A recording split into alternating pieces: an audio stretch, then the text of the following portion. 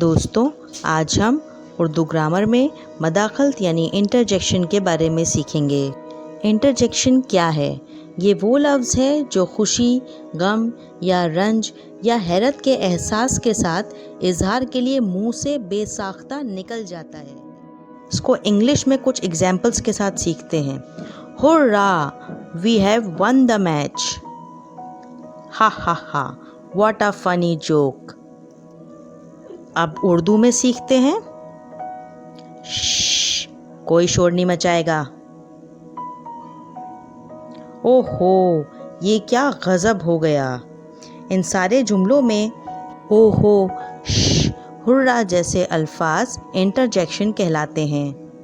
अगली क्लास में हम पार्ट्स ऑफ स्पीच के आखिरी टॉपिक के साथ हाजिर होंगे।